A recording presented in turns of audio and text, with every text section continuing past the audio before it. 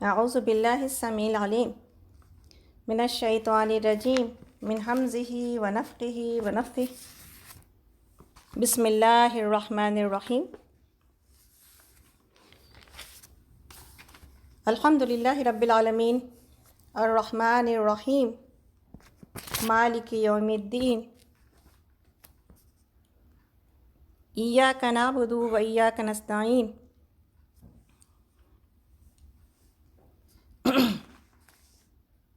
اہدنا الصراط المستقیم اہدنا الصراط المستقیم اہدنا الصراط المستقیم صراط الذین انعمت علیہم غیر المغضوب علیہم ولا الضالین آمین۔ اللہ کی حمد و ثنا کے ساتھ اپنے پروگرام کا آغاز کرتے ہیں۔ الحمدللہ الذی احیانا بعد ما اماتنا والیہ النشور۔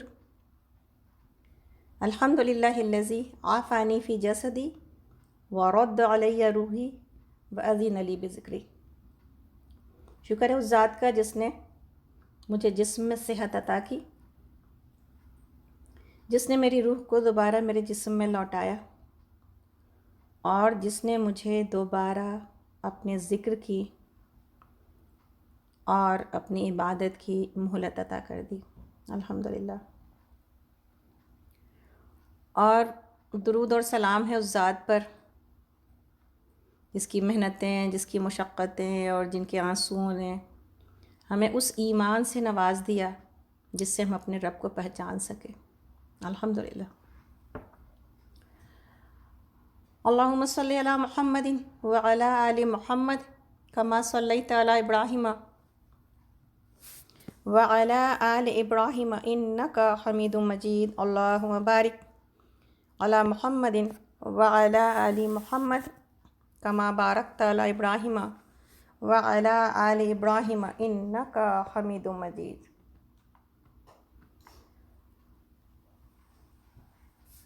اور اس دعا کے ساتھ کہ رب اشرح لی صدری ویسر لی امری واحلل عقدۃ من لسانی یفقہوا قولی واجعل لی وزیرا من اہلی ربنا زدنا علما ربنا زدنا علما ربنا زدنا علما اللہم فقہنا فی الدین اللہم فقہنا فی الدین اللہم فقہنا فی الدین اللہم انا نسألک علما نافعا ورزقا طیبا وعملا متقبلا آمین یا رب العالمین۔ السلام علیکم ورحمۃ اللہ وبرکاتہ۔ میرا نام نکھت حیدر ہے اور الحمدللہ آج ہم لوگ 18ویں کلاس شروع کر رہے ہیں دور قرآن کی، اور آج انشاءاللہ تعالی ہم لوگ سورہ یوسف شروع کریں گے، اور ہمیں امید ہے کہ آپ سب کے پاس قرآن بھی ہے، قلم بھی ہے اور کاپی بھی ہے۔ سورہ یونس اور سورہ ہود ہم پڑھائے۔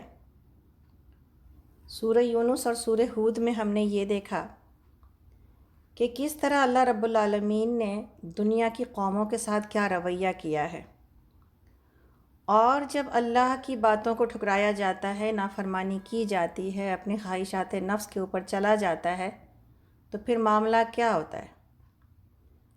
اللہ تعالیٰ نے تفصیل کے ساتھ تمام رسولوں کی واقعات ہم تک پہنچائے، اور ہمیں ان دو چیزوں میں مبتلا کیا، اور یہ دو چیزیں مطلوب ہیں، ریکوائرڈ ہیں ہم سب کے لیے۔ یہ ہمارے ایمان کی ریکوائرمنٹس ہیں۔ کون سی ہیں یہ دو چیزیں؟ ایک چیز یہ کہ اللہ رب العالمین سے محبت کی جائے گی، اور جس سے محبت کی جاتی ہے اور محبت کرنے کے اسباب بھی موجود ہیں، وہ ذات سب سے زیادہ ہم سے محبت کرتی ہے، تو پھر ہم کس سے محبت کریں؟ وہ اگر 70 سے بھی زیادہ ماؤں سے محبت کرنے والی ذات ہے، تو پھر ہماری محبت کس کے لیے ہونی چاہیے؟ وہ جو میری ایک پکار پر لبیک کہنے کو تیار ہے، وہ جو میرے ایک قدم چلنے پر 10 قدم میری طرف چل کے آتا ہے، وہ جو میرے چلنے پر میری طرف دوڑ کے آتا ہے، سبحان اللہ، تو پھر اور محبت کس سے کی جائے گی، ہے نا؟ تو محبت کرنے والی ذات جس سے امیدیں وابستہ ہوتی ہیں، ہے نا. محبت کی وجہ سے امید بڑھ جاتی ہے انسان کی، کہ اگر وہ اتنی محبت کرتا ہے تو پھر اس سے امیدیں تو بہت زیادہ ہو جاتی ہیں. مائیں بہت زیادہ محبت کرنے لگیں تو کیا ہو جاتا ہے؟ بچے خراب ہو جاتے ہیں. اس لیے بیلنس رکھنا پڑتا ہے. اور بیلنس کیا ہے؟ پھر اس کی پکڑ بھی بہت شدید ہے. پھر اس کی پکڑ بھی بہت شدید ہے، اور بہت زیادہ دور جانے کی ضرورت نہیں ہے. ادھر میری آنکھ بند ہوئی، بلکہ آنکھ بند ہونے سے پہلے پکڑ آ جاتی ہے. اللہ رب العالمین ہم سب کو بچائے. اور بہت سارے لوگوں کے حالات آپ اور ہم سن رہے ہوں گے، جو اور ہماری فیملی میں جا رہے ہوں گے لوگ. تو آپ دیکھیں کہ یہ بے بسی کا جو وقت ہوتا ہے، آخری وقت کسی کا، چاہے کوئی اپنی کم عمری میں جا رہا ہو کسی بیماری کی وجہ سے، یا کوئی ضعیفی کی حالت گزار کر کے تب جا رہا ہو کمزوری کے بعد. پچھلے دنوں اپنے استاد، اپنے ماموں رشتے کے، ماشاءاللہ، لیکن اپنے ماموں سے زیادہ قریب تھے ہم سب سے، اس لیے کہ استاد بھی تھے، انہوں نے پڑھایا بھی تھا. ہم سیف مما کے لیے دعائیں مانگتے رہے. اور کل رات مما کا انتقال ہو گیا. انا للہ و انا الیہ راجعون. تو میری ابھی جمعہ کی صبح ہی، ان کی جمعہ کی رات تھی، اور میری اتفاق سے بات ہوئی ان سے، ویڈیو کالنگ پر ہم نے دیکھا ان کو. بات تو اتنی نہیں سمجھ پاتے تھے، صرف میرا چہرہ دیکھ کے بہت خوش ہو گئے. اور بعد میں جو ہے وہ آڈیو سے بات کی ہم نے، تو کہنے لگی بیٹا بہت مجبوری کی حالت ہو گئی، بستر میں بالکل فراش، کچھ ہل بھی نہیں، کچھ بس ہلنا بھی مشکل ہے اب. تو ہم نے یہی بات کہی تھی مما سے، اور پھر اپنے لیے بھی یہی نصیحت لی تھی. ہم نے مما سے کہا مما، میرے ابی جب بیمار ہوئے، اور ابی جان سے بڑی محبت کرتے تھے، ابی کے بڑے زبردست ساتھی تھے. ابی جان بڑے تھے، یہ چھوٹے تھے. تو ہم نے خواب میں ایک دفعہ بہت جو واضح خواب دیکھا تھا ایک بار ابی جان کے لیے، تو اس میں سیف مما کو بہت قریب سے دیکھا تھا. ہم نے مما کو یہ خبر سنائی تھی کہ مما ہم نے ابی کے ساتھ آپ کو دیکھا ہے. اور تبھی سے میرے دل کو یہ تھا کہ ابی کے بعد شاید مما زیادہ دن نہیں رہیں گے، ابی سے جلدی ملاقات کریں گے شاید. تو ہم نے وہی ان سے کہا، ابی جب بیمار ہوئے تو ابی کو ہم نے کہا ابی آپ ٹھیک ہو جائیے گا. تو کہتے تھے بیٹا کل من علیہا فان، سب کو ایک دن جانا ہے. تو میرے بھی اب جانے کی تیاری ہو رہی ہے. اور یہ باتیں سن کے دل تو کٹتا تھا، لیکن وہ ڈاکٹر تھے، سرجن تھے، اپنی حالت اچھی طرح جانتے تھے کہ اب ان کا کھڑا ہونا مشکل ہے. تسلی کے لیے کچھ کہہ دیتے تھے ہم لوگوں کو، لیکن تو بس سب کو جانا ہے اور یہ جانے کی تیاری. ہم نے کہا وہ ہم نے ابی کا سفر دیکھا ہے مما، اور اپنا آخری وقت دیکھا ہے ابی جان کے سفر کا. تو ہم کو جو نصیحت ملی ابی کے سفر میں اور اس وقت کے ساتھ رہنے میں، وہ یہ ملی کہ ابی کے زبان پر مستقل استغفار جاری تھا. تہجد کے وقت میں 3 بجے سے جو ان کا لا الہ الا انت سبحانک انی کنت من الظالمین کا پڑھنا، یہ دعا بہت کثرت سے پڑھتے تھے، یہ والی، اور ربنا لا تؤاخذنا ان نسینا واخطانا. اب اس سے بہتر کوئی دعا ہے مومن کے لیے؟ اللہ بھول چوک میں جو کچھ ہم سے ہو گیا معاف کر دیجیے. تو ہم نے مما سے یہی کہا، ہم نے کہا مما یہ 2 ابی کے آپ ماشاءاللہ بہترین دوست بھی رہے ہیں اور چھوٹے بھائی کی حیثیت تھی. ابی نے یہ 2 استغفار کو کثرت کے ساتھ اپنے دامن میں باندھ لیا تھا، اور ہم کو اتنی خوشی ہوتی تھی کہ الحمدللہ میرے ابی کو اللہ رب العالمین نے استغفار پر ڈال دیا. لا الہ الا اللہ کلمہ بھی موجود ہے اور استغفار بھی موجود ہے. تو مما سے میری بات ہوئی کل، جب ان کی بیٹی سے بات ہوئی تو کہنے لگیں کہ باجی، تو وہ میرے ساتھ بھی پڑھ رہے تھے اس وقت کلمہ لا الہ الا انت سبحانک انی کنت من الظالمین، ہم ان کو پڑھا رہے تھے. تو کہنے لگیں باجی، ان کی بیٹی سے بات ہوئی تو کہنے لگیں کل سے آپ سے بات کرنے کے بعد اب بھی نماز پر ہی ڈل گئے، 24 گھنٹے نماز پڑھ رہے ہیں، پڑھے چلے جا رہے ہیں. ہم ان کو نماز پڑھا چکے ہوتے تھے، وہ پھر نیت باندھ کے نماز پڑھنے لگ جاتے تھے، اور کلمہ لا الہ الا اللہ پڑھتے ہوئے انتقال ہوا. الحمدللہ ثم الحمدللہ ثم. اس سے بہتر کیا موت ہو سکتی کسی کی؟ اس لیے ہم کو ان کے جانے کا غم بھی ہے جہاں، اس لیے کہ وہ بچپن کے سارے نقوش، وہ یادیں آہستہ آہستہ مٹی کے خاک میں ملتی جا رہی ہیں، اور کوئی آگے گیا، اب ہماری باری ہے.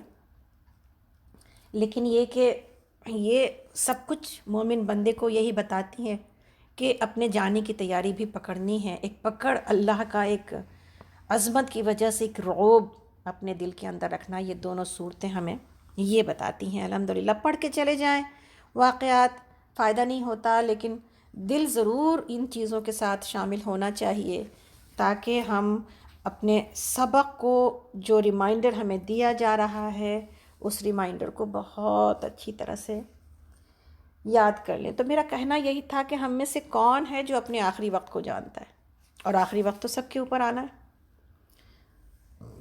تو پھر تیاری کرنے کی ضرورت ہے، اور ابھی سے اپنے آخری اس سفر کو یاد رکھنے کی ضرورت ہے، ابو ہریرہ رضی اللہ عنہ کے جیسا، کہ زاد راہ بہت کم ہے اور سفر بہت لمبا ہے. زاد راہ بہت کم ہے، سفر کا سامان تو بہت کم ہے اور سفر بہت لمبا ہے. تو اللہ سے اس دعا کے ساتھ کہ اللہ رب العالمین ہمیں یہ توفیق عطا کرے. سورہ یوسف کی طرف چلتے ہیں، اور سورہ یوسف جو کہ ماشاءاللہ آپ سب جانتے ہیں کہ یہ مکی سورہ ہے، اور اس میں رکوع 12 ہیں اور آیات 111 ہیں. سورہ یوسف کا پس منظر اور زمانہ نزول سب کو قریب قریب پتہ ہی ہے کہ یہ مکہ کے آخری دور میں نازل ہوئی. تو اس میں جو اس کا وجہ نزول بتایا جاتا ہے، شان نزول،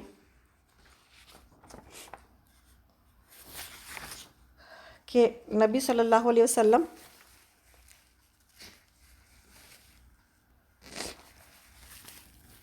کے سامنے بنی اسرائیل کی مصر جانے کا جو واقعہ تھا، اس سلسلے میں سوال کیے جاتے تھے. تو نبی صلی اللہ علیہ وسلم کا امتحان لینے کے لیے یہودیوں کے اشارے پر یہ سوال کیا گیا کہ بنی اسرائیل کی مصر جانے کا کیا سبب ہوا. اور کیونکہ عام طور پر اہل عرب اس واقعے سے، اس قصے سے ناواقف تھے، ان کو پتہ نہیں تھا، اور ان کی واقعات میں اس واقعے کا نام و نشان بھی نہیں ملتا تھا. تو ان کو یہ امید تھی کہ اب نبی صلی اللہ علیہ وسلم اس کا صحیح جواب نہیں دے سکیں گے. لیکن اللہ رب العالمین نے صرف یہی نہیں کہ یوسف علیہ السلام کا پورا قصہ آپ کی زبان پر جاری کر دیا، بلکہ اسی قصے کو قریش کے سے ملا بھی دیا کہ یوسف علیہ السلام کے بھائیوں نے ان کے ساتھ کیا تھا، تم وہی حرکتیں اپنے بھائی، اپنے بیٹے اور اپنے جو ہے نا ہم قبیلہ اس کے ساتھ کر رہے ہو. تو یہ واقعہ خود ان کے اوپر ہی برا اتر گیا.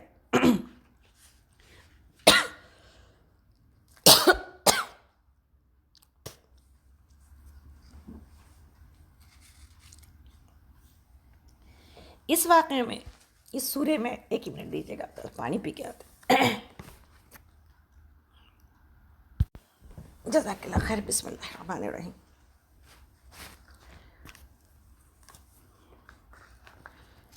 اس سورہ میں جو کچھ حکمت اللہ رب العالمین نے بیان کی ہے وہ بہت زیادہ سیکھنے کی ہے. ایک تو یہ ہے کہ یہ واحد سورہ ہے جس میں تفصیلی ذکر شروع سے آخر تک ایک نبی کا موجود ہے، ایک قصے کی شکل میں، اور اس کو قرآن نے خود، اللہ رب العالمین نے خود احسن القصص سے کے اعتبار سے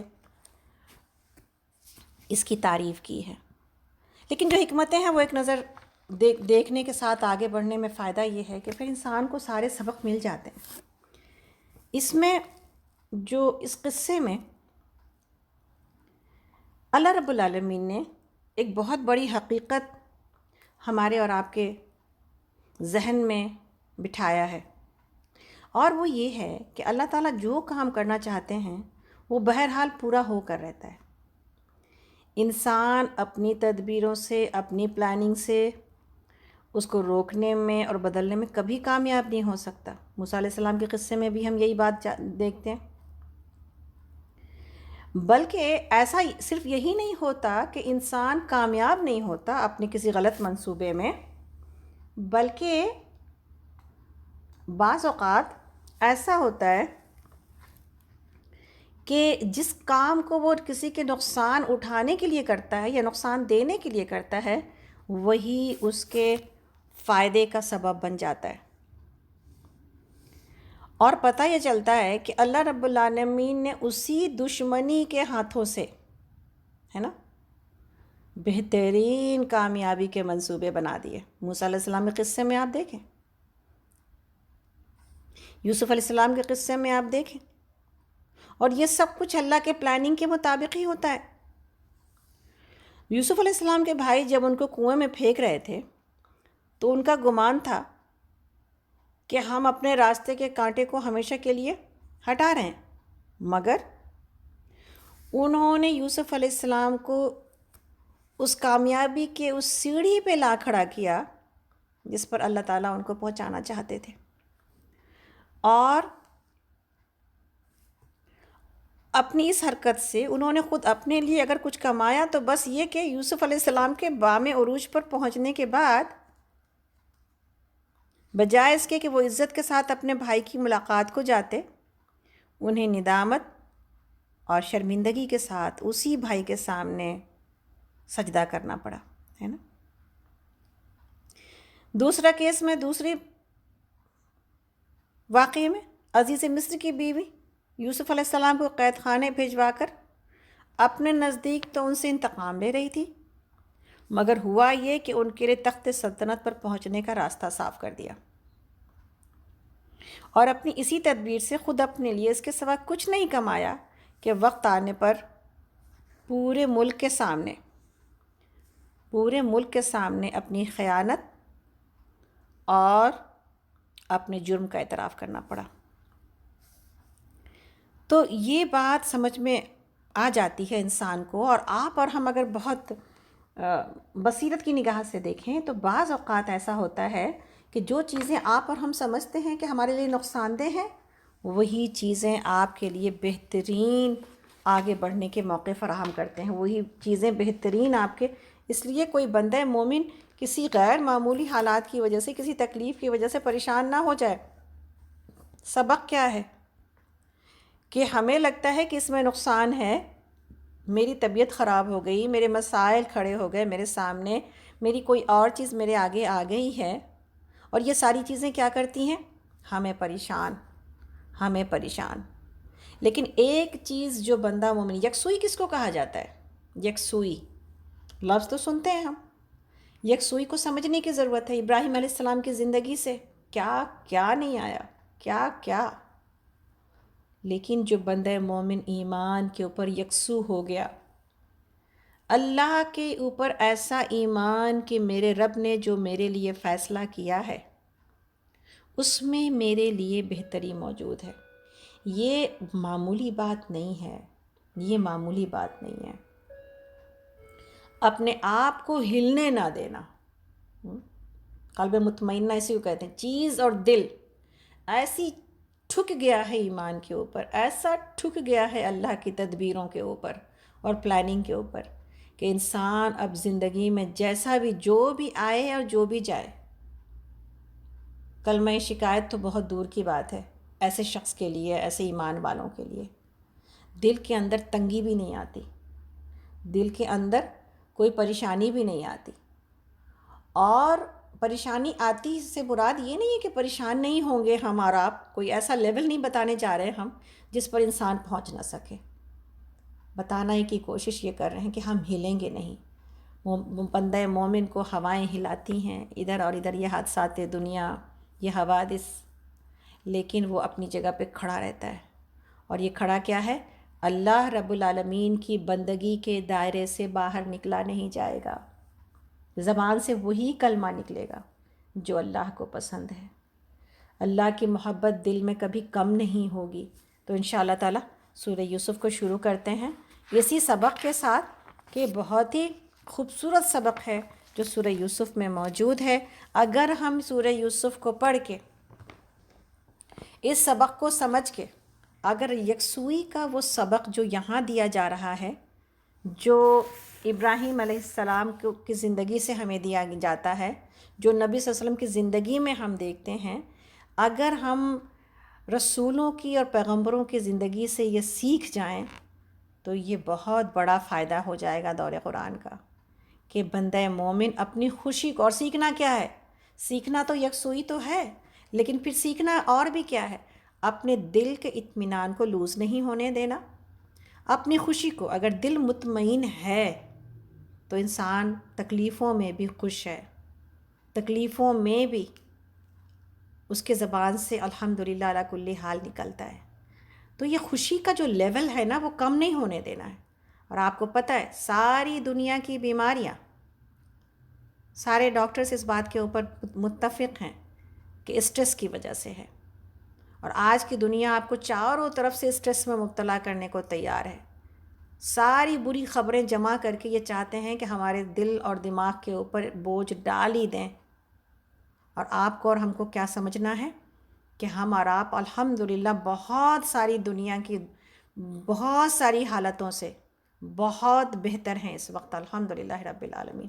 کس کو میسر تھا پہلے کے دور میں پینڈیمک میں ایسی سہولتیں جو آج ہمیں میسر ہیں؟ تو ہم اور آپ لیں گے نہیں اس بوجھ کو، سننا ضرور ہے لیکن ایک حد کے اندر اور ایک اعتدال کے ساتھ، اور دنیا اللہ کی ویسی ہی چلے گی جیسے وہ چلانا چاہتا ہے۔ تو ہم اور آپ انشاءاللہ تعالیٰ اس پورے بندھن سے، اس گرفت سے، ان تکلیفوں سے جو سیکھنے کی ضرورت ہے وہ یہ کہ انتشار کے بجائے، پریشان ہونے کے بجائے اپنی یکسوئی کو تلاش کریں، کہ ہم بالکل فوکس ہو جائیں اپنے اعمال کے اوپر، اپنے ارد گرد کے اوپر اور اپنے کام کے اوپر، کہ ہم جانے کی تیاری کیا کر رہے ہیں۔ اگر اس وقت بھی نہ سیکھیں تو ہم کب سیکھیں گے؟ اور اپنے اوپر جو کنٹرول حاصل کرنا ہے، جو اپنی ذات کے اوپر فتح حاصل کرنا ہے، وہ سب سے امپورٹنٹ بات ہے، تاکہ ہمیں دنیا، حالات یا خبریں یا ارد گرد کے لوگ ادھر ادھر لے کے چل نہ پڑیں۔ علم کا یہی فائدہ ہے، قرآن کے ساتھ کا یہی فائدہ ہے، یہ وہی رسی ہے جس کے ہاتھ میں آ گئی وہ پھر کچھ ادھر ادھر نہیں دیکھتا، اور جس نے جتنی مضبوطی سے پکڑ لیا وہ اتنا کامیاب بھی ہے، اس لیے کامیاب ہے کہ وہ اتنا فوکس ہے۔ تو انشاءاللہ تعالی ہمیں امید ہے کہ سورہ یوسف ہمیں یہ ساری باتیں یہاں پر سیکھتے ہیں انشاءاللہ تعالی۔ تو بسم اللہ الرحمن الرحیم۔ الف لام را تلک آیات الکتاب المبین انا انزلناہ قرآنا عربیا لعلکم تعقلون۔ الف لام را، یہ اس کتاب کی آیات ہیں جو اپنا مدعا صاف صاف بیان کرتی ہے، یعنی ایک کھلی کتاب ہے، ایک کھلی کتاب ہے۔ ہم نے اسے نازل کیا ہے قرآن بنا کر عربی زبان میں، تاکہ تم اہل عرب اس کو اچھی طرح سمجھ سکو۔ اے محمد صلی اللہ علیہ وسلم، ہم اس قرآن کو آپ کی طرف وحی کر کے بہترین اعتبار سے واقعات اور حقائق آپ سے بیان کرتے ہیں، ورنہ اس سے پہلے تو ان چیزوں سے آپ بالکل ہی بے خبر تھے۔ تو سب سے پہلی بات، قرآن کو کوئی کمپلیکیٹڈ نہ بنا دے۔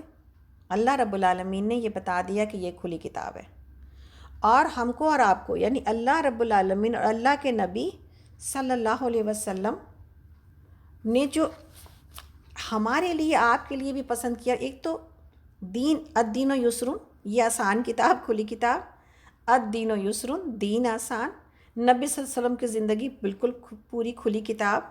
ہمیں اور آپ کو بھی کمپلیکیٹڈ ہونے کی ضرورت نہیں رہتی۔ بعض لوگ گول گول گھماتے ہیں آپ کو، اور اتنے مشکل ہوتے ہیں کہ انسان سمجھ ہی نہیں پاتا۔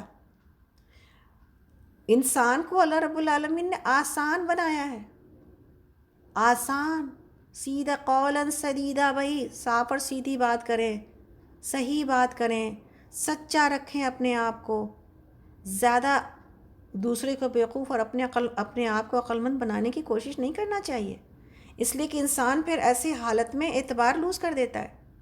تو یہاں پر جہاں پر پورے تمام دین کے اعتبار سے، تمام واقعات کے اعتبار سے قرآن ایک کھلی کتاب ہے، اسی طرح انسان کی، ہماری اور آپ کی زندگی بھی ایک کھلی کتاب کی طرح ہونی چاہیے، کہ جو ہم اندر ہیں وہی ہم باہر ہیں۔ سمجھنے والے کو دیر نہیں لگنی چاہیے سمجھنے میں کہ ہم کیا ہیں۔ تو اور یہ باتیں بولنے کی بھی کم ہوتی ہیں، یہ باتیں بولنے کی بھی کم ہوتی ہیں، یہ باتیں انسان کے کردار، کیریکٹر اور دل کی صفائی بتا دیتی ہے انسان کو۔ دل صاف ہوگا پہنچ جائے گا، دل گندا ہوگا کتنی صفائی زبان سے بیان کرتے رہیں کچھ نہیں پہنچتا۔ تو لوگ یہ سمجھتے ہیں کہ ہم زبان سے، چرب زبانی کے ذریعے ہم بہت کچھ شاید بنا لیں گے اور لوگوں کا فیور حاصل کر لیں گے، لیکن عمل کے بغیر یہ سب کچھ کام نہیں دیتا۔ تو اللہ رب العالمین ہم سب کو یہ سادگی عطا کرے، یہ سادگی، اپنے آپ کو جانچتے رہیں کہ ہم کیسے ہیں، ہم کیسے جانے جاتے ہیں اپنے ارد گرد لوگوں کے آس پاس۔ اس لیے کہ یہی گواہیاں ملیں گی نا، میرے ہاتھ جانے کے بعد کسی کی گواہی کیا ملے گی؟ میری زندگی میں کوئی محبت کی وجہ سے کچھ بول دیتا ہوگا ہم کو خوش کرنے کے لیے، لیکن جانے کے بعد تو اس کہتا ہوگا اب تو وہ گیا، اب تو اس کے بارے میں کچھ زیادہ بولنے کی ضرورت نہیں ہے، خوف ہی ختم ہو گیا، تو اب بولو جو سچ تھا، ہے نا؟ تو یہ بات بہت ضروری ہے۔ دوسری بات جو یہاں پر ایک سوالیہ نشان پڑھنے کے بعد میرے بھی ذہن میں آتا ہے، آپ کے بھی آیا ہوگا، کہ اب اہل عرب کے لیے تو عربی زبان میں یہ نازل کیا گیا، تو یہ اس کا مطلب ہے کیا کہ یہ صرف اہل عرب کے لیے آئی؟ تو یہ بات ایسی نہیں ہے، بلکہ عربی زبان ہی آخرت کی زبان ہے، عربی زبان ہی جنت کی زبان ہے، اور نبی صلی اللہ علیہ وسلم عرب تھے، تو ان کو یہ بتایا جا رہا ہے کہ زبان بھی تمہاری ہے تو تمہیں پریشان ہونے کی ضرورت نہیں ہے، اپنی ہی زبان میں تمہیں کتاب دی جا رہی ہے، اور ان کی زبان میں تھی، اس لیے ان کو جو اس زبان کا مزہ آ رہا تھا، اور جو دشمن نبی صلی اللہ علیہ وسلم کے تھے مشرکین مکہ، وہ بھی قرآن کی عظمت کے آگے اپنا سر جھکا رہے تھے۔ تو یہ کوئی یہ بھی انسان اعتراض کر سکتا ہے کہ بھئی اہل عرب تو پھر بھی سمجھ گئے، ہمارا جو ہم نان عربس ہیں ہمارے لیے کیا ہے؟ کیا یہ کتاب ہدایت کی تہ تک ہم کیسے پہنچیں؟ جواب کیا ہے؟ جواب یہ ہے کہ انسان کی ہدایت کے لیے بہرحال ایک زبان کی ضرورت تو تھی، اور اس سے بہتر کون سی زبان ہو سکتی تھی؟ جو جنتیوں کی زبان ہے، جو اللہ کا کلام ہے، وہ عربی زبان میں ہے۔ تو پھر یہ عربی زبان کی اہمیت آپ اور ہم سمجھ سکتے ہیں کہ نہ صرف یہ کہ آخری نبی عرب میں سے ہوئے، بلکہ یہی زبان دنیا کی تمام پچھلی زبانیں اور اکثر مٹ چکی، لیکن آج بھی آپ کو اور ہم کو پتہ ہے کہ یہ ایک ایسی زبان ہے جو زندہ زبان ہے، اور دنیا کے بہت سارے ممالک میں ابھی بھی بولی جاتی ہے، اور یہ زندہ زبان ہے تو یہ قیامت تک بولی جائے گی انشاءاللہ، اس لیے کہ ہمارا کلام، اللہ کا کلام اور ہماری کتاب اسی میں ہے۔ تو دنیا کی دوسری تمام زبانیں، ہم کیا انگلش زبان بولتے ہوئے پیدا ہوئے؟ نہیں نا۔ تو پھر اگر ہماری زبان اردو تھی مادری، اور بعد میں ہم نے بہت ساری زبانیں سیکھیں، تو عربی کیوں نہیں سیکھی جا سکتی جو ہمارے لیے آخرت کی کامیابی کا ضامن ہے؟ ہم یہ نہیں کہتے کہ کسی کو عربی نہیں آتی تو وہ کامیاب نہیں ہوگا، لیکن ہمارے ایمان کے اندر جو کمی بہت زیادہ پائی جاتی ہے، اس کی ایک وجہ یہ موجود ہے کہ ہمیں ڈائریکٹ اللہ کا کلام کے ڈائریکٹ میننگز نہیں آتے۔ اگر عربی کلام سمجھ میں آئے تو ایمان ہمارا وہی ویسا اس کے آس پاس ہو جائے، ہمارے دل کے اوپر اگر قرآن کے معنی ڈائریکٹ اثر کرے، عربی زبان کے اوپر جو تاثیر ہے وہ اگر ہمارے دلوں کے اوپر اترے، تو ہماری بہت ساری خرابیاں اور خامیاں ایسے ہی دھل جائیں، اس لیے کہ زبان کے اندر اتنی تاثیر موجود ہے کہ انسان کے تمام کھوٹ اور خامیوں کو دھو کے ایمان کے نور سے انسان کو چمکا دے۔ اس کا یہ مطلب نہیں ہے کہ اردو زبان کو پڑھنے والے اس ایمان کو حاصل نہیں کر سکتے، لیکن خال تو آگے چلتے ہیں، آگے اس قصے کی طرف ہم لوگ اس وقت سورہ یوسف کی آیت نمبر 4 پر ہیں، اور یہ پارہ نمبر 12 ہے۔ یہ اس وقت کا ذکر ہے جب یوسف علیہ السلام نے اپنے والد سے کہا تھا، ابا جان میں نے خواب دیکھا ہے کہ 11 ستارے ہیں، اور سورج اور چاند ہے اور وہ مجھے سجدہ کر رہے ہیں۔ جواب میں ان کے والد نے کہا بیٹا اپنا یہ خواب اپنے بھائیوں کو نہ سنانا، ورنہ وہ آپ کے دشمن ہو جائیں گے۔ حقیقت یہ ہے کہ شیطان آدمی کا کھلا دشمن ہے، اور ایسا ہی ہوگا جیسا تم نے خواب میں دیکھا ہے کہ تمہارا رب تمہیں اپنے کام کے لیے منتخب کرے گا اور تمہیں باتوں کی تہ تک پہنچنا سکھائے گا، اور تیرے اوپر آل یعقوب پر اپنی نعمت اسی طرح پوری کرے گا جس طرح اس سے پہلے وہ تیرے بزرگ ابراہیم اور اسحاق علیہ السلام پر کر چکا ہے۔ یقیناً تیرا رب علیم اور حکیم ہے۔ حقیقت یہ ہے کہ یوسف علیہ السلام اور ان کے بھائی کے قصے میں ان پوچھنے والوں کے لیے بڑی نشانیاں ہیں۔ یہ قصہ یوں شروع ہوتا ہے کہ ان کے بھائیوں نے آپس میں کہا کہ یہ یوسف اور ان کے بھائی دونوں ہمارے والد کو ہم سب سے زیادہ محبوب ہیں، حالانکہ ہم ایک پورا جتھا ہیں۔ سچی بات یہ ہے کہ ہمارے ابا جان بالکل ہی بہک گئے ہیں۔ چلو یوسف کو قتل کر دو، اسے کہیں پھینک دو تاکہ تمہارے والد کی توجہ صرف تمہاری ہی طرف ہو جائے، اور یہ کام کر لینے کے بعد نیک ہو جانا، یہ کام کر لینے کے بعد پھر نیک بن جانا۔ اب یہاں پر رکتے ہیں کہ یہ کوئی گناہ کر لینے کے بعد، یعنی گناہ اس امید پر کیا جائے کہ بعد میں نیک ہو جایا جائے گا، یہ ایسے لوگوں کی سائیکلوجی اور نفسیات کی بہترین ترجمانی کرتا ہے یہ جملہ، کہ جو اپنے آپ کو اپنے خواہش نفس کے حوالے کرنے کے بعد یہ سمجھتے ہیں کہ ایمان اور نیکی سے بھی کچھ رشتہ قائم رہے، تو ایسے لوگوں کا طریقہ کیا ہوتا ہے کہ جب کبھی برے کام کی خواہش ہوتی ہے، پتہ بھی ہے کہ برائی ہے، اور تو اس وقت اس کو پورا کر لیا، اور پھر جب اندر سے انسان کو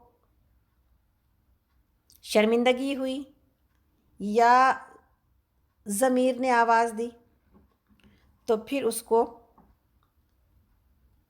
اللہ سے معافی مانگ لی، یا کسی گناہ کو اس طرح کرنا کہ انسان یہ کہے ٹھیک ہے ابھی تو ہم لے لیتے ہیں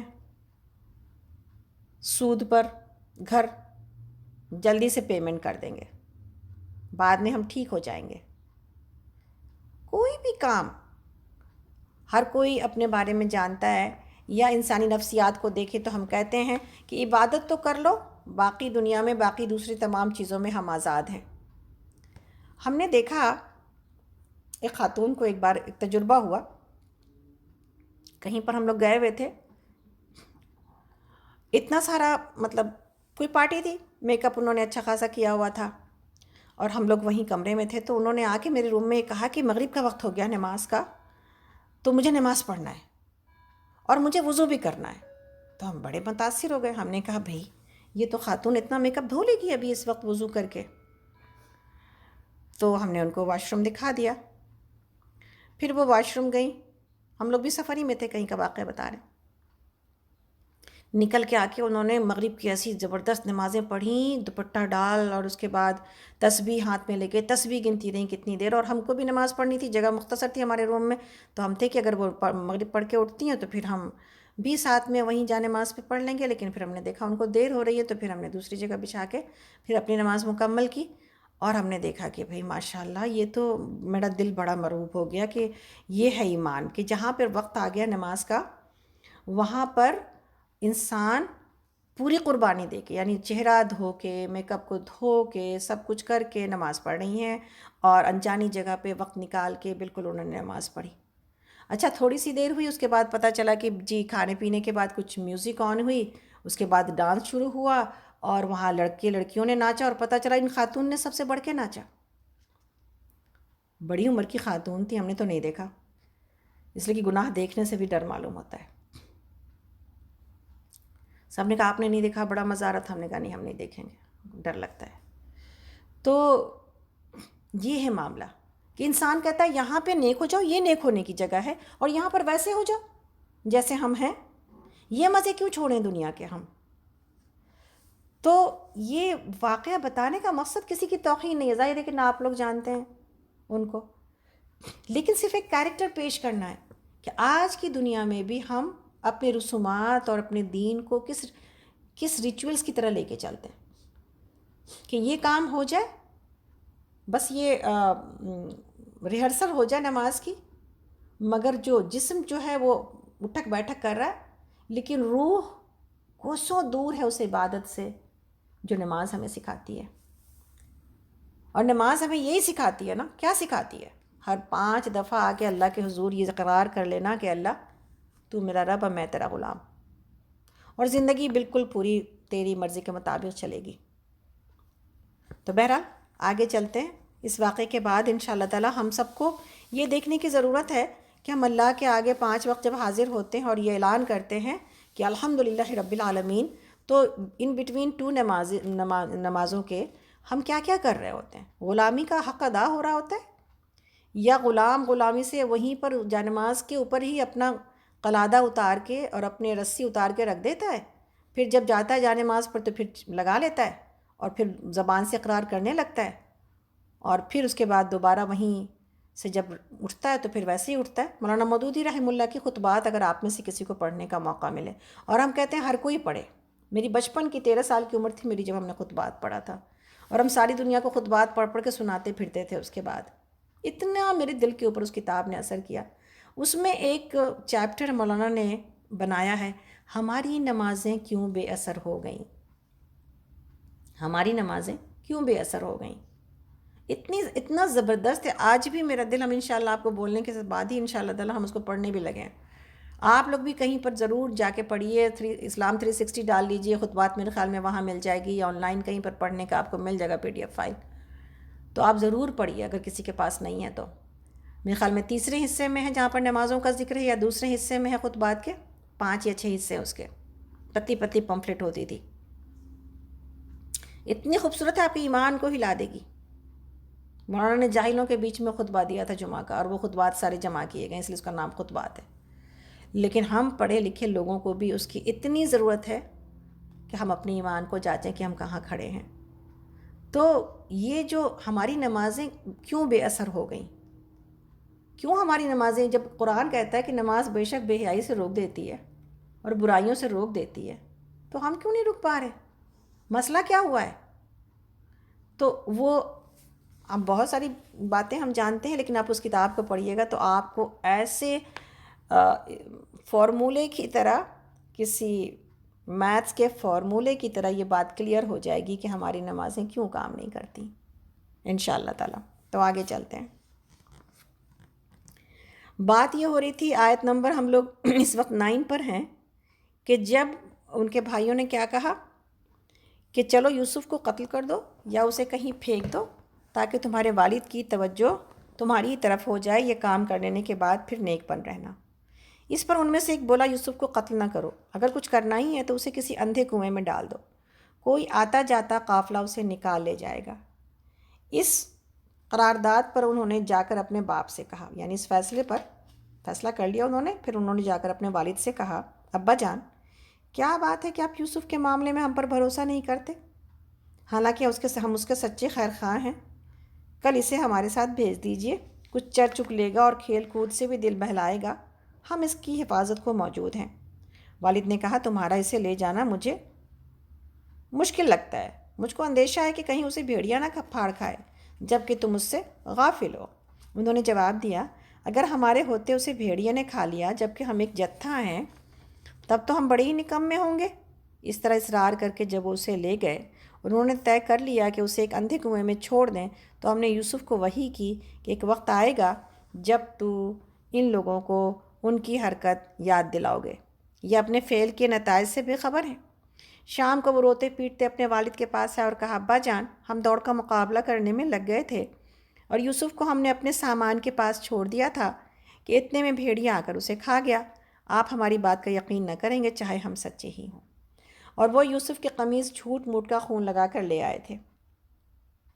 یہ سن کر ان کے والد نے کہا، بلکہ تمہارے نفس نے تمہارے لیے ایک بڑے کام کو آسان بنا دیا، اچھا صبر کروں گا اور بخوبی کروں گا، جو بات تم بنا رہے ہو اس پر اللہ ہی سے مدد مانگی جا سکتی ہے۔ تو یہاں پر یہ بات کہ کس طرح جو ہے نا، دیکھیے منٹ دیجیے گا، کس طرح یہاں پر یہ بات ہوئی کہ یوسف علیہ السلام جو ہے نا وہ کہ کرتے کو، اور ملتا ہے واقعات میں کہ یعقوب علیہ السلام نے یہ کہا کہ بھیڑیا تو بڑا ہی عقل مند تھا، یعنی ایسا کیسا بھیڑیا تھا جس نے کہ بچے کو تو پھاڑ کھایا، لیکن جو کپڑا ہے وہ کہیں سے بھی نہ پھٹا۔ تو وہ اس بات کو، اس چال کو، ویسے بھی نبی تھے، اور نبیوں کے پاس کیا ہوتی ہے؟ بصیرت، جھوٹ کا پتہ تو چل جاتا ہے۔ تو اللہ رب العالمین نے جو ہے وہ اس طرح سے ان کے دل کے لیے سارا جرم آسان کر دیا۔ اور وہ بات جو ہم پہلے پڑھائے کہ جس کام کا منصوبہ یوسف علیہ السلام کو مشکل میں ڈالنے کے لیے یا قتل کا بنایا تھا انہوں نے، وہی چیز یوسف علیہ السلام کے لیے کیا ہو گیا؟ کامیابی کا زینہ۔ اللہ تعالیٰ آگے فرماتے ہیں اس قصے میں کہ اس وقت ہم لوگ آیت نمبر 19 پر ہیں سورہ یوسف، اور پارہ نمبر 12۔ ادھر ایک قافلہ آیا اور اس نے اپنے سکے کو پانی لانے کے لیے بھیجا۔ سکے نے جو کنویں میں ڈول ڈالا تو یوسف علیہ السلام کو دیکھ کر پکار اٹھا، مبارک ہو، یہاں تو ایک لڑکا ہے۔ ان لوگوں نے اس کو مال تجارت سمجھ کر چھپا لیا، حالانکہ وہ جو کچھ کر رہے تھے اللہ اس سے باخبر تھا۔ آخرکار انہوں نے اس کو تھوڑی سی قیمت پر چند درہموں کے بدلے بیچ ڈالا، اور وہ اس کی قیمت کے معاملے میں کچھ زیادہ کے امیدوار نہ تھے۔ چوری کا مال کیسے بیچا جاتا ہے آپ کو پتہ ہے نا، ہم سب کو تھوڑی سی قیمت پر، اپنا ہوتا نہیں ہے دوسرے کا ہوتا ہے، چلو کسی بھی طرح سے چھپا کے تھوڑی سی قیمت زیادہ مشہور کیے بغیر کچھ بھی حاصل کر لیا جائے۔ اور یہاں پر یوسف علیہ السلام کے جدا ہونے پر یعقوب علیہ السلام کا صبر ہم سب سیکھنے کی ضرورت ہے۔ سب سے پیارا بیٹا جس کو اس طرح سے جدا کر دیا گیا، اور بجائے اس کے کہ آپ واہ ویلا کرتے اور پریشان ہوتے، آپ نے کہا کہ میں صبر جمیل کروں گا، ہے نا، صبر جمیل۔ اور صبر جمیل کی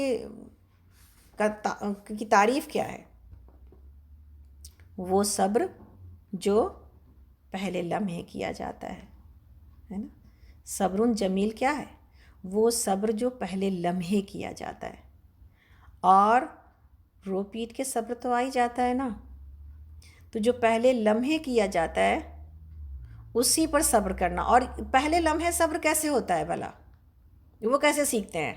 اس کو سیکھنے کی ضرورت ہے نا۔ پہلے لمحے کیسے صبر کیا جائے جب کہ مصیبت بہت بڑی ہے؟ کیسے صبر کر لیں؟ اس کا مطلب کیا ہے؟ بچے سے محبت ہی نہیں ہے، جبھی تو یہ حال ہے۔ جبھی تو ام سلیم نے جب لاش لپیٹ کے کھڑی کر دی تھی اور میاں کے ساتھ رات گزاری تھی تو آپ ناراض ہو گئے تھے، ان کے شوہر۔ انہوں نے کہا یہ کیسی ماں ہے، محبت ہی نہیں ہے شاید، میرا بیٹا ختم ہو گیا، فوت ہو گیا، اور یہ ہم کو صبح میں بتا رہی ہے۔ رات اس نے کھانا کھلایا، میں نے کھانا کھایا، میں رات میں سویا، مجھے خبر تک نہ دی کہ میرا بیٹا فوت ہو چکا ہے، پیارا میرا بچہ۔ تو ایسے ہی ہوتا ہے۔ ایمان آپ کو صبر جمیل کیوں سکھاتا ہے اور کیسے سکھاتا ہے؟ جس ایمان والے کو یہ بات پتہ چل جاتی ہے جو ہو گیا وہی لکھا تھا، اب واپس نہیں لایا جا سکتا کسی چیز کو، اور جو ہوا وہی اللہ کی پلاننگ تھی، ایسا ہونا ہی تھا۔ وقت، تاریخ، سب چیز، کوئی چیز ڈیمیج ہو جاتی ہے گھر میں، آپ اور میرے دل میں ہو جاتا ہے اللہ میرے بچوں نے کیا کر دیا، کوئی چیز ایسی ہو گئی، کوئی چیز ٹوٹ گئی، کچھ۔ ہم عورتیں تو اپنے گھر کی چھوٹی چھوٹی چیزوں سے محبت کرتے ہیں، بچے کبھی کہیں پر کچھ کر دیتے ہیں، کہیں پہ کوئی چیز ڈیمیج کر دیتے ہیں، اور پھر ہم دن بھر چیختے رہتے ہیں اور پریشان ہوتے رہتے ہیں اور افسوس کرتے رہتے ہیں ہائے ایسے کیسے ہو گیا۔ جواب کیا ہے اس کا؟ انس رضی اللہ عنہ کی اس حدیث اور اس روایت میں جواب موجود ہے صبر جمیل کا، کہ حضرت انس کہتے ہیں کہ جب کبھی مجھے گھر والوں نے کسی بات کے اوپر، میرے اوپر کسی غلطی کی وجہ سے، آپ چھوٹے بچے تھے، کسی غلطی کی وجہ سے ناراض ہوئے تو نبی صلی اللہ علیہ وسلم نے کہا اسے چھوڑ دو، اسے چھوڑ دو، جو کچھ وہاں لکھا ہوا ہے نا اس کو تو پورا ہونا ہی ہے یہاں نیچے، تو نقصان تو پہلے اوپر میں کہیں پر لکھا ہوتا ہے، سبب تو کوئی بھی چیز بن سکتی ہے نا۔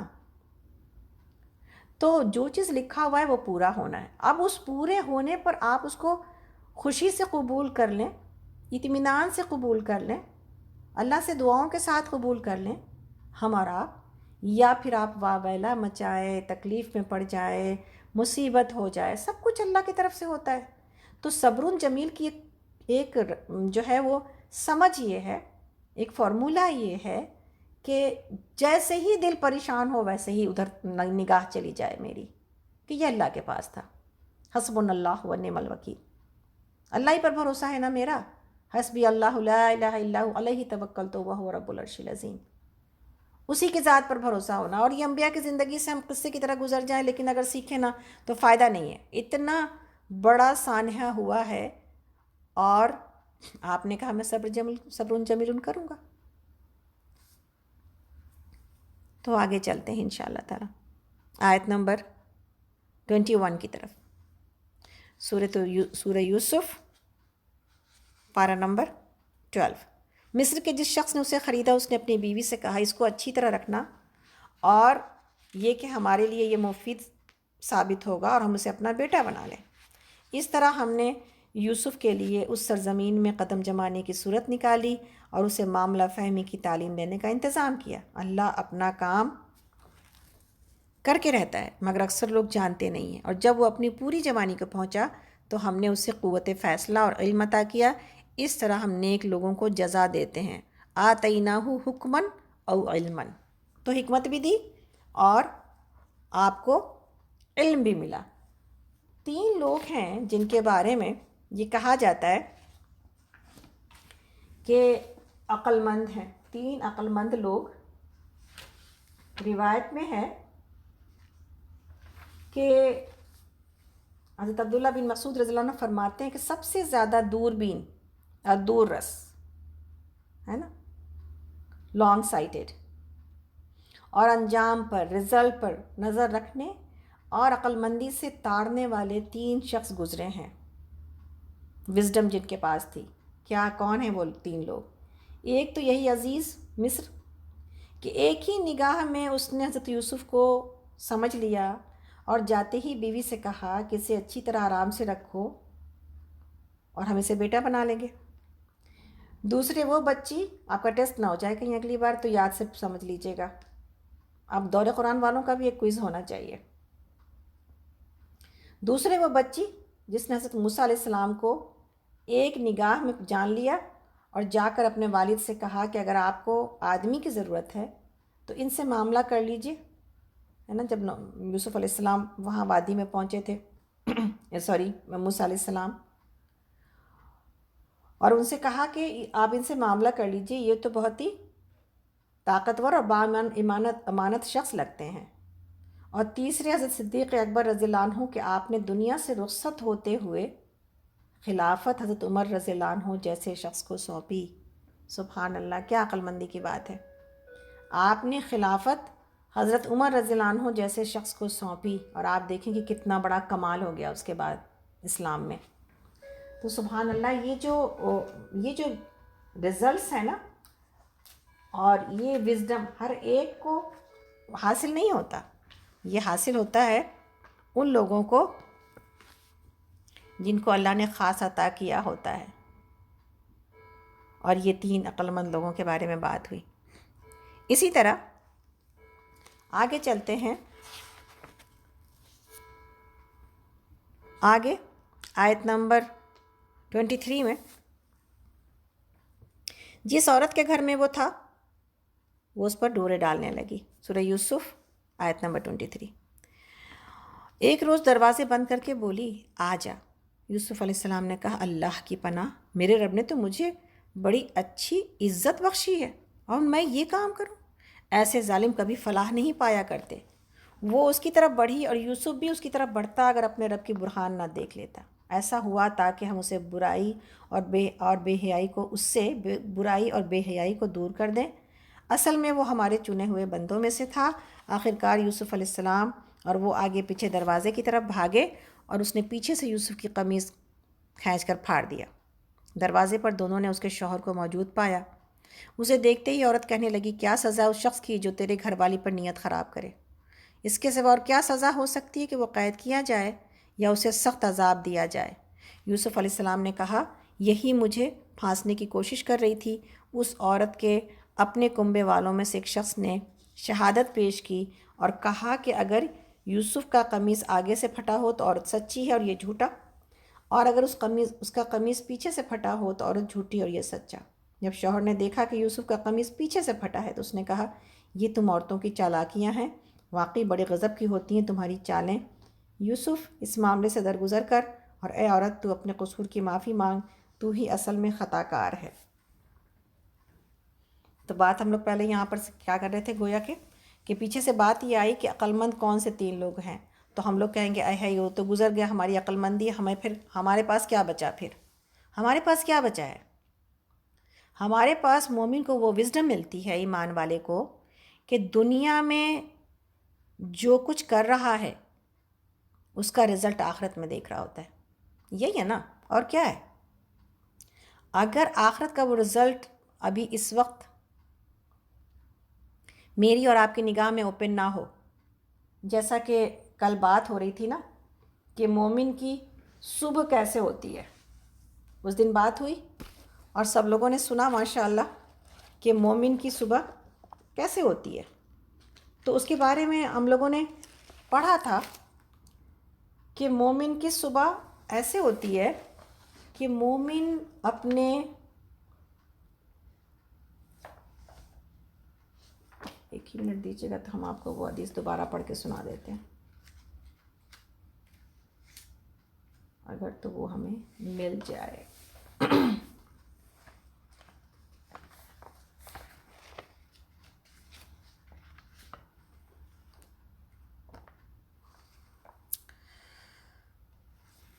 مومن کی صبح ایسے ہوتی ہے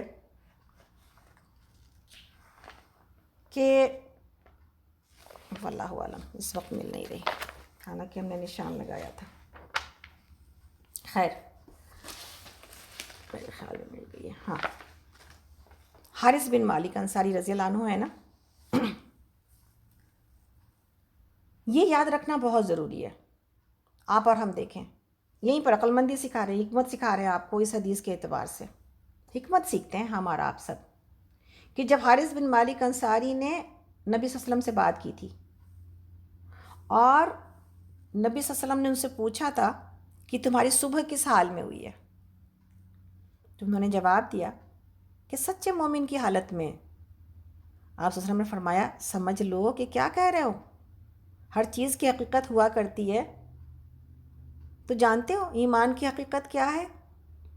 جواب میں انہوں نے یہ جواب دیا صحابی نے، جو میرے لیے اور آپ کے لیے حکمت سے لبریز ہے۔ کیسی صبح ہونی چاہیے میری اور آپ کی، یہ ہے عقل مندی جو کوئی حاصل کر لے، یہ ہے وہ وزڈم جو ہم میں سے کوئی حاصل کر لے کہ یا رسول اللہ، میں نے اپنی خواہشیں دنیا سے الگ کر لی ہیں، راتیں اللہ کی یاد میں جاگ کر اور دن اللہ کی راہ میں بھوکے پیاسے رہ کر گزارتا ہوں۔ راتیں اللہ کی یاد میں جاگ کر اور دن اللہ کی راہ میں بھوکے پیاسے رہ کر گزارتا ہوں۔ ضروری نہیں ہے کہ ہر دن روزہ رکھا جائے، وہ بات پہلے بھی ہم نے کہی تھی، لیکن ضروری ہے ہر کھانے پینے پر اللہ کا شکر ادا کیا جائے۔ ضروری نہیں ہے کہ انسان راتوں کو ہی جاگے، لیکن ضروری یہ ہے کہ انسان کچھ نہ کچھ وہ نفل نماز ضرور پڑھے جو اللہ کو پسند ہے۔ جب اللہ دنیا کے آسمان کے اوپر تشریف لاتے ہیں، یہ ایمان سے لگی ہوئی چیز ہے، یہ نیک لوگوں کا طریقہ ہے۔ تہجد کی نماز کوشش کرنی چاہیے ہم سب کو، دنیا کے سامنے پڑی ہوئی نمازیں سے چھپ کے وہ نماز جو صرف اللہ کے لیے انسان اپنا بستر چھوڑتا ہے، تو پتہ چلتا ہے کہ وزڈم کس کو کہتے ہیں، عقل مندی کیا ہے۔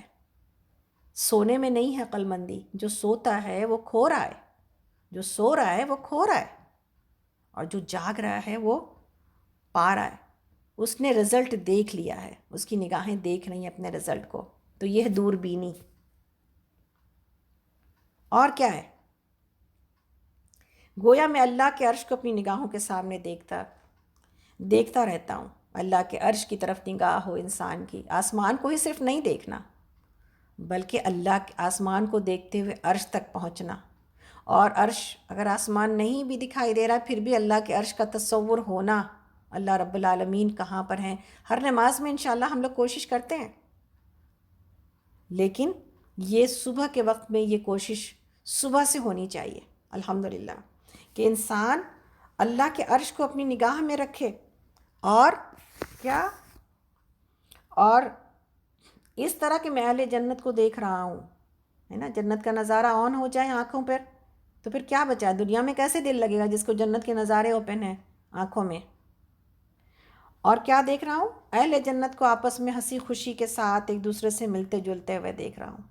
سبحان اللہ، وہ باتیں جو قرآن میں موجود ہیں وہ سارے نظارے ایمان والا اس یقین کے ساتھ پڑھتا ہے اور سنتا ہے کہ اس کو یہ ساری چیزیں اوپن ہو جاتی ہیں، یہ نظارے دکھائی دینے لگتے ہیں، ویژولائز کرنے لگ جاتا ہے، اور گویا کہ میں اہل دوزخ کو دیکھ رہا ہوں اور وہ دوزخ میں جل بھن رہے ہیں۔ اللہ اکبر۔ تو یہ آپ نے فرمایا صلی اللہ علیہ وسلم نے کہ حارث، تو نے حقیقت جان لی، بس اسی حال پر ہمیشہ قائم رہنا۔ تو نے حقیقت جان لی پر اسی حال میں قائم رکھنا اپنے آپ کو۔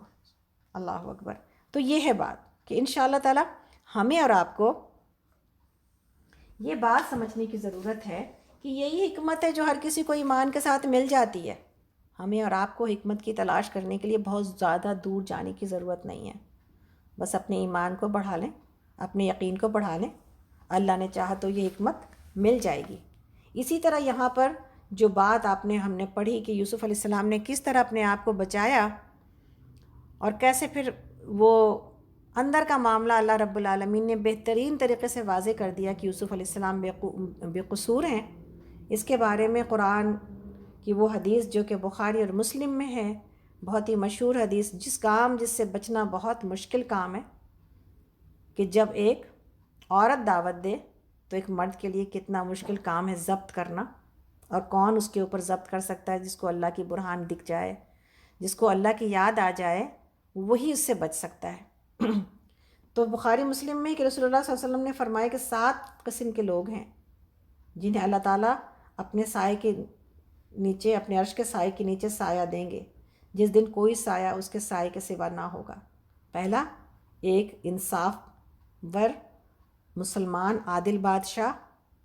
دوسرا، وہ جوان مرد عورت جس نے اپنی جوانی اللہ کی عبادت میں گزاری ہو۔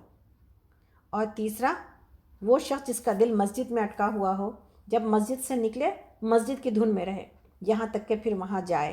اور اس کے بارے میں اس کو ایکسپلین ہم نے ہمیشہ کیا ہے، اور دوبارہ سے یہی بات اگر کوئی نیا بندہ موجود ہے کہ اس کا مطلب ایک نماز سے دوسری نماز کے انتظار میں رہنا ہے۔ اگر ہم گھر میں بھی یہ انتظار برقرار رکھیں اور اس فکر کو بڑھا لیں دنیا کی فکروں سے زیادہ، تو انشاءاللہ تعالی یہ عرش کا سایہ بھی نصیب اور رباط کا اجر بھی نصیب انشاءاللہ۔ چوتھی چیز یہ ہے کہ وہ دو لوگ جو آپس میں صرف اللہ کے لیے محبت رکھتے ہوں اور اسی پر جمع ہوتے ہوں اور اسی پر جدا ہوتے ہوں۔ اور پانچویں چیز، وہ شخص جو صدقہ دیتا ہے لیکن اس جو ہے خفیہ طریقے سے اور چھپا کے دیتا ہے کہ داہنے ہاتھ کے خرچ کی خبر بائیں ہاتھ کو نہیں ہوتی۔ اور چھٹا، وہ شخص جسے کوئی منصب والی خوبصورت عورت اپنی طرف بلائے اور وہ کہہ دے کہ میں اللہ سے ڈرتا ہوں۔ اور ساتویں، وہ انسان جس نے تنہائی میں اللہ تعالیٰ کو یاد کیا اور پھر اس کے دونوں آنکھیں بہہ نکلیں۔ تو یہ ہے ایمان کی، یہ ہے وہ منازل۔ میری اور آپ کی آنکھوں کے سامنے کوئی چیز چھپا کے رکھی گئی ہے؟ کتنا کھول کھول کے بتایا گیا ہے کہ راستے کون سے ہیں کامیابیوں کے۔ اللہ رب العالمین ہم سب کو اس میں سے کہیں 2-3 کے اوپر تو آنے کی کوشش ہم کر ہی سکتے ہیں نا، آنے کی توفیق عطا کر دے انشاءاللہ تعالی۔ علماء کہتے ہیں ساری چیزوں کو حاصل نہیں کیا جا سکتا، مگر کچھ چیزوں کو اگر انسان تھام لے اور پکڑ لے تو پھر وہ عمل جو ہے نا، اور اسی کو پکڑ کے بڑھا لے تو انشاءاللہ ہمیں امید، یعنی اس کا مطلب یہ نہیں کہ دوسرے سبجیکٹ میں فیل ہو جائے، اس کا مطلب ہے کہ پیک پر تو ہر عمل کو لے جایا نہیں جا سکتا، تو کچھ چیزوں کو جو کہ پیک پر لے جائے، کوشش کرے اس پہ زیادہ، اور کچھ چیزوں میں اگر اتنی کوشش نہیں ہو رہی ہے تو اس میں پاس مارک سے گزارا ہو جائے گا انشاءاللہ تعالی۔ تو ہر ایک کی جد و جہد جو کر سکے بڑی بات ہے، لیکن انسان ہمت نہ ہارے، کوئی ایک چیز ضرور تھام لے جس سے اس کی آخرت سنور جائے انشاءاللہ۔ تو آگے چلتے ہیں، آمین۔ اللہ تعالی ہم سب کو عمل کی توفیق دے، آمین۔